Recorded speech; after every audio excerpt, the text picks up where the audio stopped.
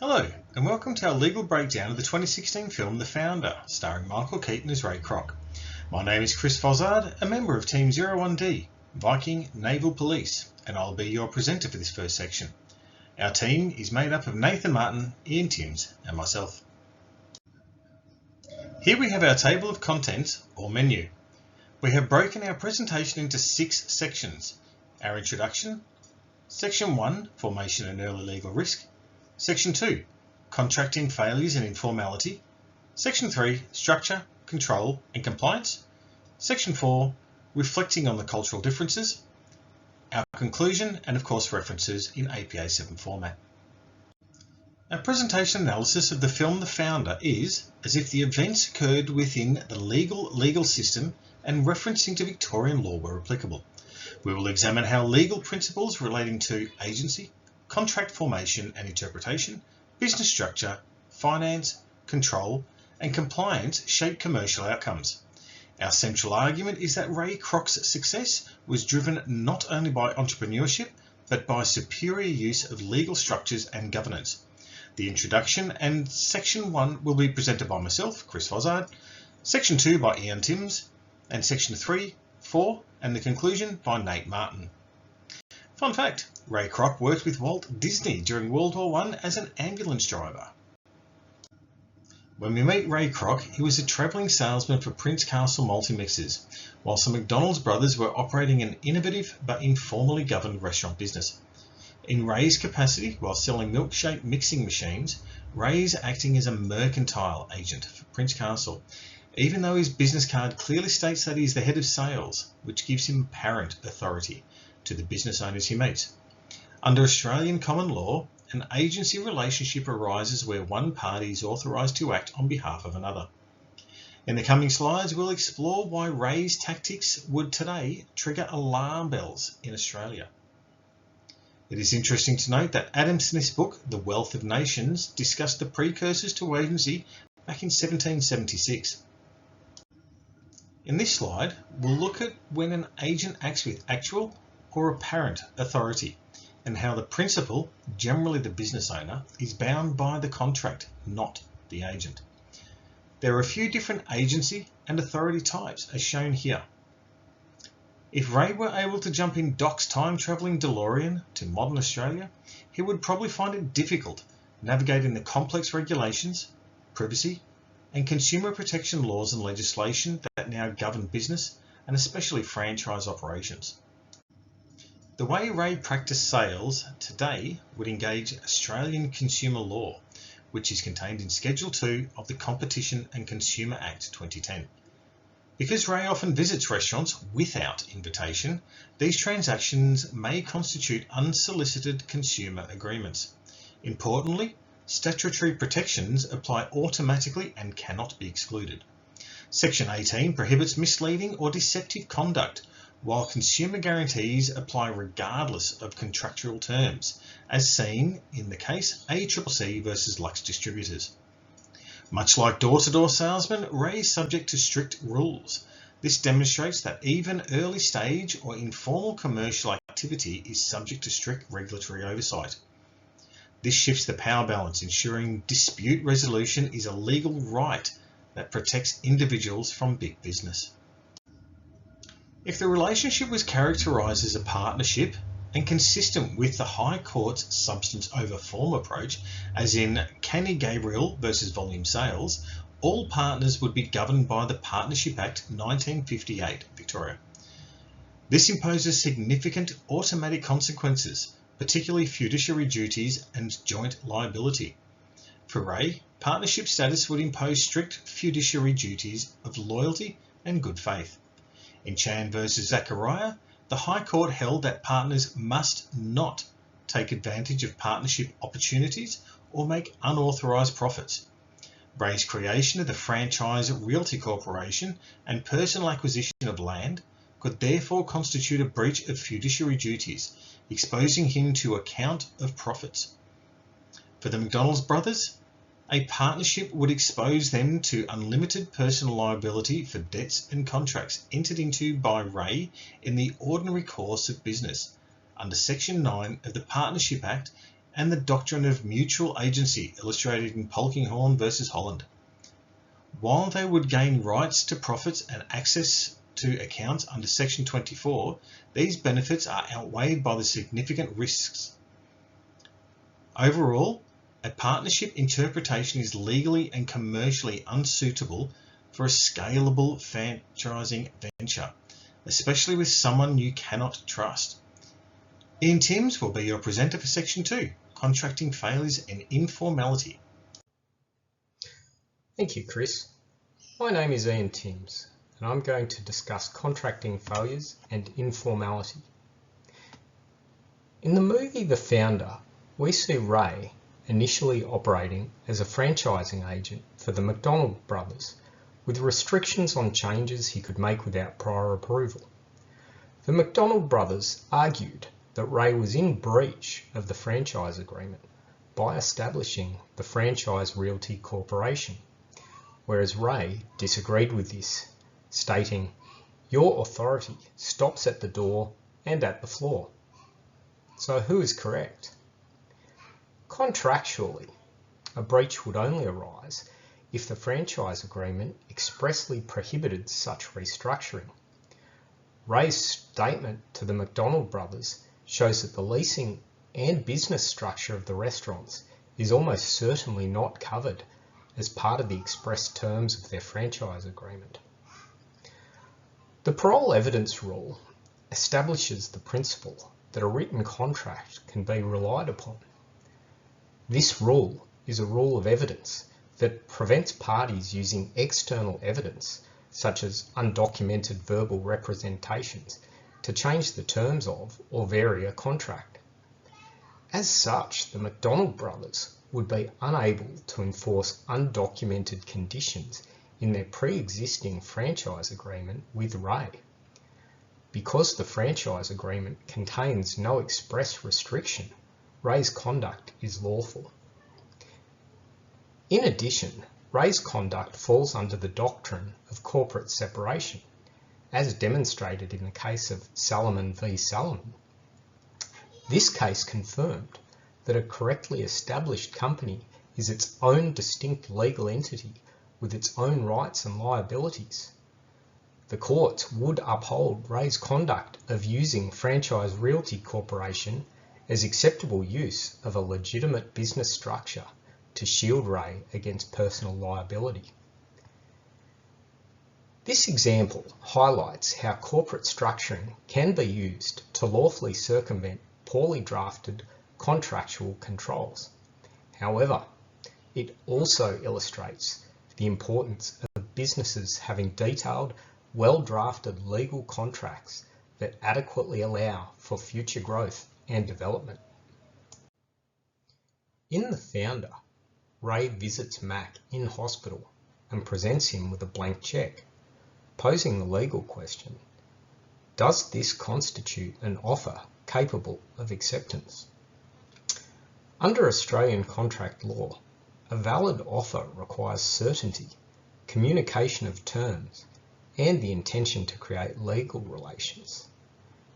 This was affirmed in the case of Australian Woolen Mills v Commonwealth, where the courts found that despite regular ongoing payments being made by the Commonwealth in the form of subsidies, this payment did not constitute a contract between parties, as there was no definite offer, certainty, or intention to be bound.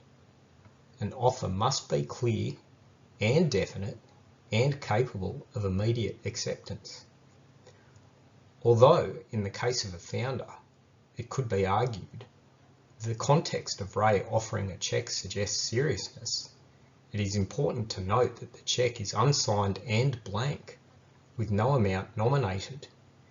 In relation to the cheque, Ray does not specify any terms, amount, or details as to what the cheque is payment for. Ray is questioned by Mac, "What are you buying?" However, he declines to answer this query and does not provide any further details. The absence of any clear, definite, or specific details by Ray means the gesture of giving the blank cheque lacks certainty and could not be considered an offer for the purposes of forming a contract. The action of Ray presenting a blank cheque is one of showmanship and could not be taken as a legitimate offer. It would therefore be best characterised as an invitation to negotiate rather than an offer, and it is not a commitment that Ray would be legally bound by. In The Founder, when Ray is buying out the McDonald's brothers, they seek 1% of profits in perpetuity. However, Ray refuses to place this in the contract. However, offers them the profits on a handshake basis. Although handshake agreements can be enforceable as verbal contracts, in the presence of a formal written contract, courts can apply the parole evidence rule. This presumes a written contract is the complete record of the parties' agreement. An example of this was the case of Cadelpha Construction v State Rail Authority of New South Wales. In this case, the High Court of Australia rejected what they described as an attempt to contradict the language of a contract when it has a plain meaning. In the case of The Founder, any reference to the 1% was deliberately excluded from the written contract, and the nature of Ray's handshake offer lacks specific details and lacks certainty. Additionally, Ray's attitude towards contracts suggests he would have little issue disputing any agreement, forcing the task of proving it upon the McDonald brothers. Ray would also likely fight any litigation vigorously. Furthermore, the McDonald brothers had received a large payment and wanted to retire.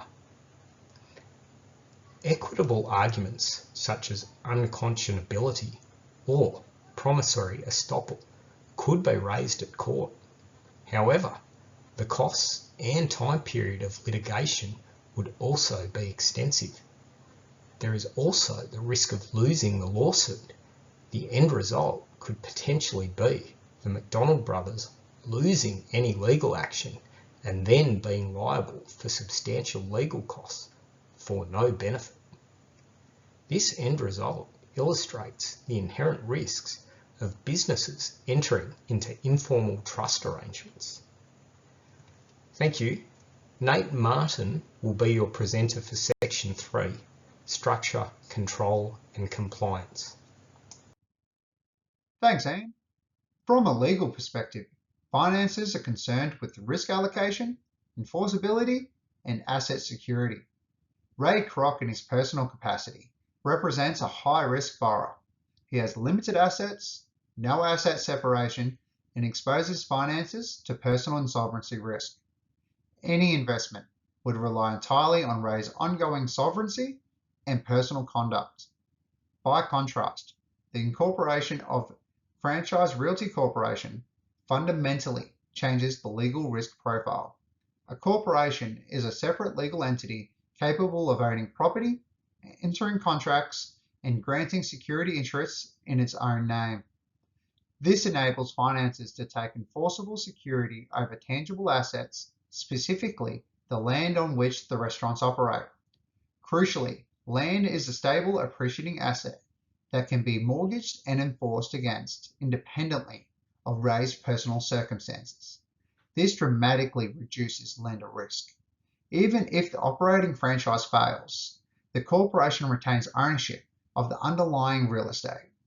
Additionally, corporate structures impose governance obligations, reporting requirements, and fiduciary duties, which increase transparency and accountability. For institutional finances, this legal predictability makes Franchise Realty Corporation a bankable entity in a way that Ray personally is not. In short, finances invest in structures, not personalities. The corporate form converts Ray's business model from speculative entrepreneurship into a legally securable investment. Harry Sonneborn's strategy embeds compliance obligations into the lease and franchise agreements by means of an essential term. Under contract law, a breach of an essential term entitles the innocent party to terminate, as established in Tramways Advertising v Luna Park. In this context, maintaining uniform standards of food quality, service, and operational compliance goes to the very heart of the McDonald's franchise model. By implementing this term, Ray ensures that compliance is no longer discretionary. Failure to comply is not a minor breach. It is a breach of the essential term that undermines the integrity of the entire franchise system. This legal structure is particularly effective because the lease and franchise are interdependent. A breach of operational standards constitutes a breach of the lease itself, allowing Ray to terminate the franchise and reclaim possession of the premises. Legally, this transforms quality control from a managerial preference into an enforceable contractual obligation backed by the proprietary rights in land. The McDonald's restaurant operates within an extensive and continuous legal compliance framework. This includes food safety regulation under state-based food acts, employment law obligations such as minimum wages and award compliance, work health and safety duties, and consumer protection obligations under the ACL. Franchisees are also subject to Franchising Code of Conduct, which governs disclosure, good faith, dispute resolution, and termination rights. At a corporate level, compliance extends to reporting obligations to the ASIC, taxation compliance with the ATO, and adherence to leasing and property law requirements. Importantly, compliance is not static. It is ongoing and systemic, reflecting the transition from entrepreneurial venture to regulated corporate enterprise. Failure in any one area can trigger regulatory sanctions, termination rights, or reputational damage across the entire franchise network. Legal compliance therefore becomes an operation necessity rather than a background consideration. The McDonald's brothers exhibit a culture of intense operational discipline. They meticulously regulate kitchen processes, food preparation, and service delivery. However, this discipline does not extend to legal compliance. Their approach relies heavily on trust, informal understanding, and personal integrity, with minimal emphasis on contractual safeguards. Ray, by contrast, adopts a systemized and legalistic business culture. He treats law not as an administrative burden, but as a governance tool. Contracts, corporate structures, and property rights are used to impose standards, manage risk, and enforce compliance at scale. This cultural divergence directly shapes their attitudes towards legal compliance. The brothers prioritize operational perfection within a trust-based framework, while Ray prioritizes enforceability, scalability, and legal control. The result is that operational excellence alone proves inefficient when legal structures determine ownership, control, and long-term success.